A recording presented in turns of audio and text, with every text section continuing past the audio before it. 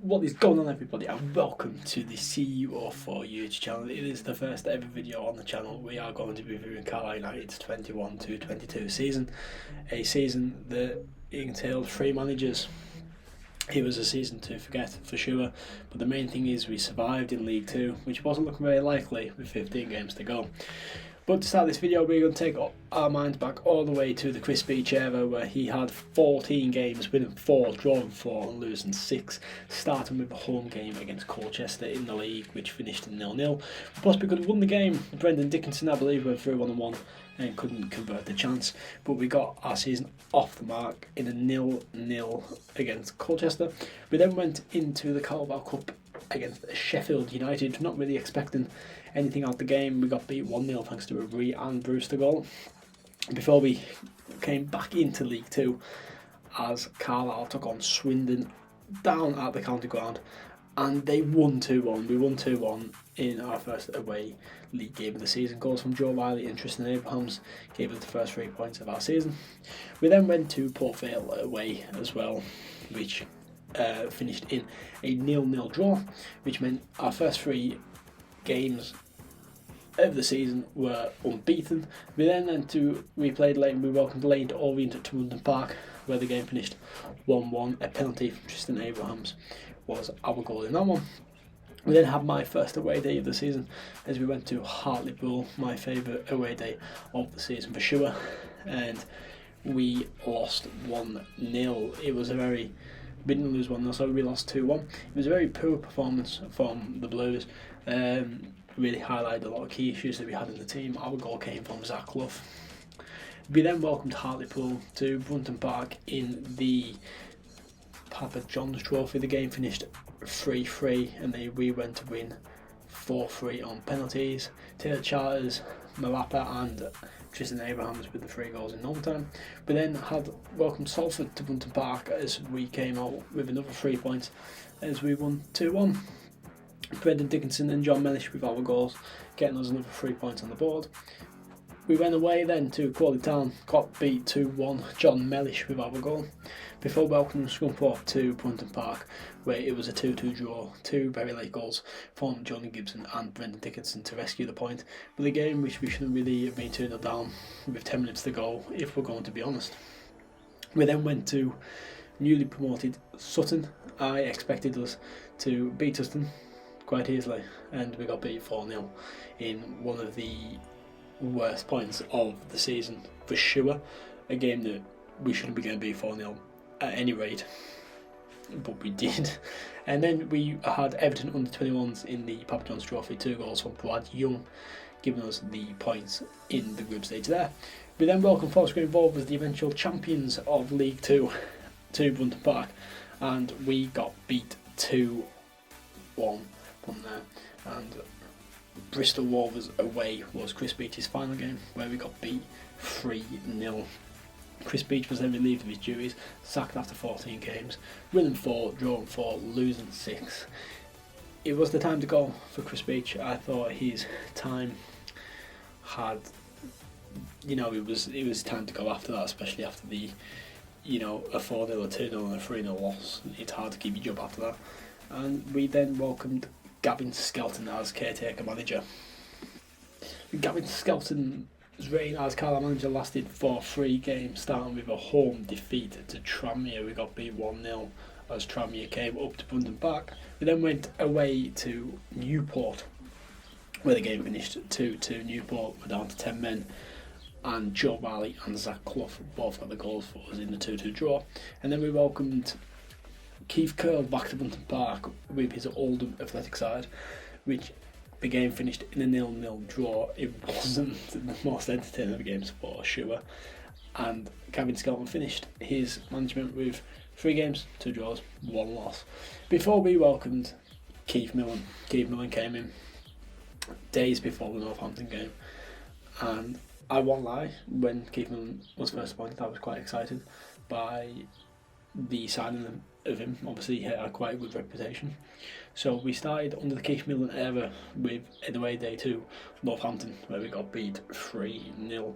But I think we all kind of ripped that game off because Millen was appointed a day, maybe 2 days beforehand, so we kind of wrote that game off. And then we welcomed Horsham in the FA Cup. Now, if we didn't win that, there would have been serious problems. Luckily, we came out with 2-0 victory, goals from Zach Luff and Brad Young helped us along the way there. Before we had another cup game, this one was in the Papa John's Trophy group stage, as we went to Morecambe away, and 2 goals from Jordan Gibson and 1 from Kelvin Miller give us a 2-0 victory there. Then we welcomed Barrow to Brunton Park in a highly anticipated game. There was a lot of people there, and it was probably the most fun game of the season, as we drew 0-0. It was a boring game, nothing happened at all. I remember it. I don't know why I remember it, but it was a 0-0 draw, and then we went to Exeter away. 1 goal from Jordan Gibson, but a 2-1 loss preceded that. And then a home game to Harrogate was another loss. We got beat 2-0, but when do we ever take points off Harrogate at this point? We then had Walsall at home, and we won 1-0, getting another victory there. And we had Lincoln in the Papa John's knockout round. The game finished 1-1, but we won on penalties 4-3. The goal in our game was from Jack Armour. We then welcomed Shrewsbury in the FA Cup, a game where I actually thought we competed very well, but we ended up getting beat 2-1. Our goal from Jordan Gibson. A bit bittersweet because Shrewsbury then went on to play Liverpool in the next round, so who knows where that could have went. Like Keith Girl took us to Anfield that one time, but unfortunately it wasn't to be, and Shrewsbury knocked us out of the FA Cup. We then had a trip down to Mansfield to play the Stags, where we lost 1-0, before picking up back-to-back wins against Stevenage, 2-0 win there with John Mellish and Jordan Gibson, and then in a away match to Scunthorpe, where Rod McDonald got the only goal of the game in a very scrappy 1-0 win. We then played Harrogate in the Papa John's Trophy, and as I mentioned in a previous thing, when do we ever take things off Harrogate, and unfortunately a mistake from Mark Howard in nets allowed them to capitalise to a 1-0 victory. We then welcomed Bradford to Brunton Park, where Amari Patrick got his first goal back for the club, and Jordan Gibson made it 2 in a 2-0 victory over them. Great for both of them, obviously being ex-Bradford players. And then we went on a 2-game draw and won, as we drew 1-1 with Crawley Town at Brunton Park, Lewis Alexandra with the goal, and a 0-0 against Hartlepool. Brendan Dickinson hit the crossbar off a free kick that was as close as we got in the Hartlepool game, but it finished 0-0. We then went away to the league champions Forest Green and got beat with 3-0 before losing 2-0 to Sutton, 2-1 to Salford with Amari Patrick scoring, got beat 3-1 by Port Vale, Owen Windsor with the goal, and then we drew 2-2 with Colchester, Amari Patrick and Toby Silva before the worst home game of the season, where we got beat 3-0 by Swindon Town and Harry McCurdy. That was the worst game of the season by far, especially then that greasy rat dominails on our own turf. But then Keith Millen was sacked with 22 games, 7 wins, 4 draws and 11 losses before we appointed Paul Simpson. Paul Simpson was appointed then and came in with a bang, got a feel good factor back to the club, and then we went down away to Lane Tory and picked up a 1-0 victory with Amari Patrick scoring the winner.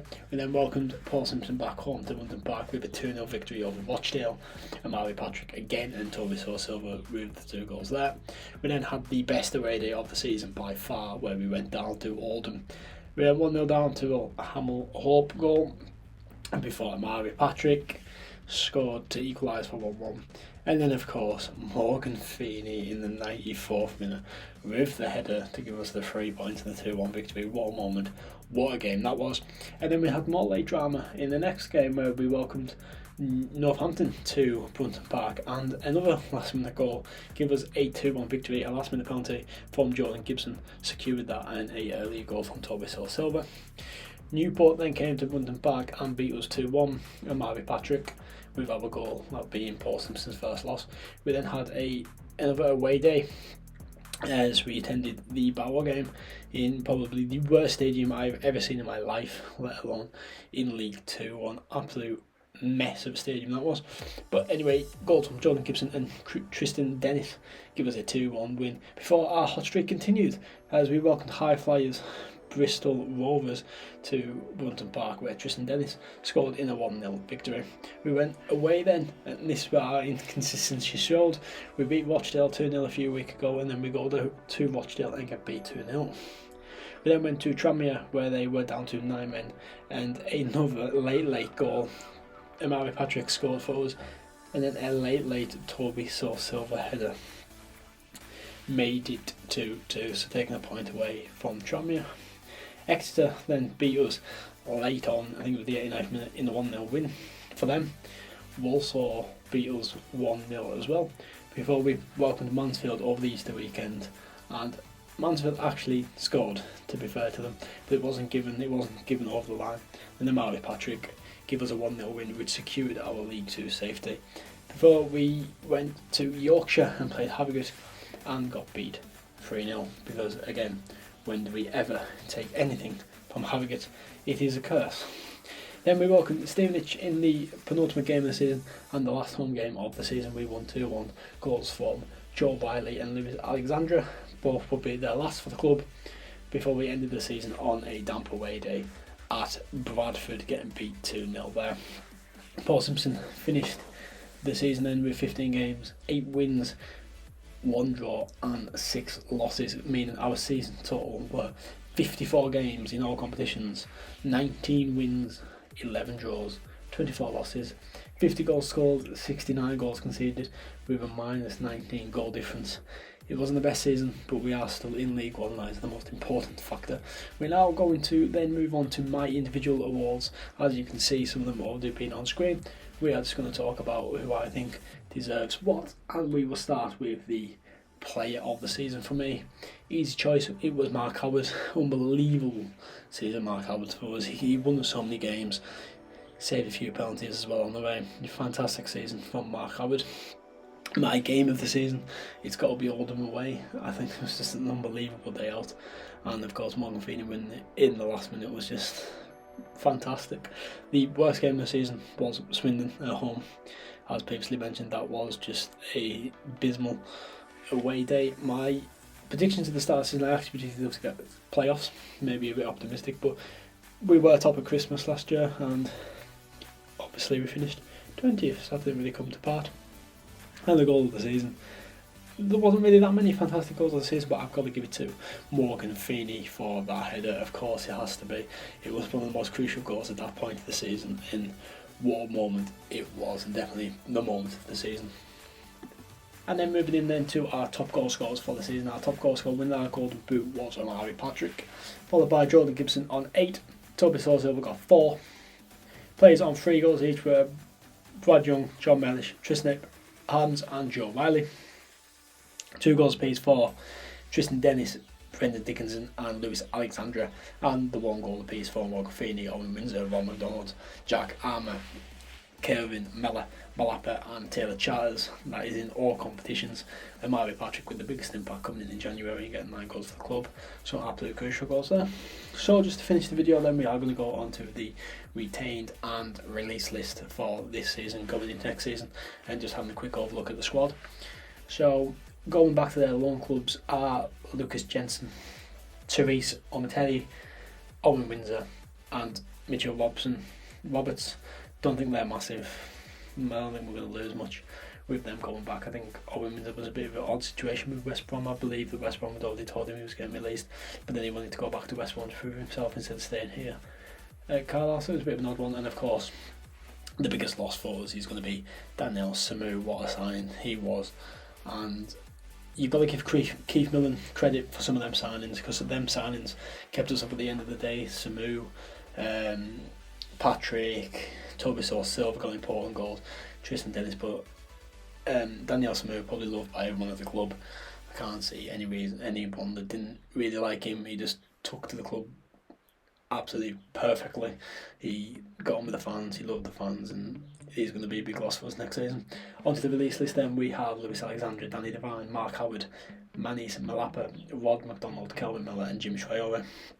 I don't think there is any massive losses in there. I liked Danny Devine, just don't think he really hit the ground running for us. And of course, Mark Howard will be a big loss, but other than that, I think kind of expected, to be fair, with them releases. So then Jamie Debbert also got released, but will be welcome back to training as he was injured. Taylor Charters and Brendan Dickinson both signed their new deals offered, and Joe Riley rejected his, and I believe has signed for Walsall. So Brendan Dickinson and Taylor Charters will be Carlisle players next season as well.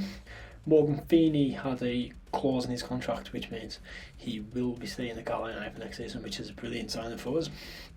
And then we've got Tristan Abrahams, Jack Armour, Lewis Bell, Tristan Dennis, Josh Dixon, Jordan Gibson, Callum Guy, John Mellish, Amari Patrick, Joel Senior, Toby Silva and Corey Whelan will all be Carlisle United players next season as well, along with new signings Owen and of course Thomas Hawley as well in goal. 6'9" goalkeeper. He's a bit ridiculous, but after 2 good signings already, and the transfer window hasn't really kicked off. I think the squad we've got there is a strong squad though. I think under Paul Simpson we can have a good season next year. Obviously Greg Abbott has came in as well as head of recruitment, which is nice to see Greg back as well. I think there was a feel good factor. There was a feel good factor last year, but there's definitely a feel good factor now. And if we can get everything sorted and be a bit more consistent, who knows where next season can take us. I think looking back at this season though, it's been a very damp season, it's been a very poor season. I'd give it out of 10 probably a 5 going the halfway point, because the last 15 games were fantastic, but the first 30 that preceded it were not. But I think Paul Simpson coming back is fantastic. So to look at the final League 2 table, it is on your screen there. Carlisle United finishing 20th in the league. Oldham and Scunthorpe going down. Coming up into the Sky Bet League 2 then, Gillingham Crew, Doncaster, Wimbledon, Stockport and Grimsby Town. If you have enjoyed though, please leave a like, subscribe, comment. Please comment some of your opinions. This is the first video on the channel, so your feedback would mean a lot to me. If I sound poor in the video, I currently have COVID-19, so that's probably not the best time to record the video, but yeah, if you have enjoyed though, as I say, please leave a like, subscribe and comment. It has been CU04 and I will see you in the next one very soon.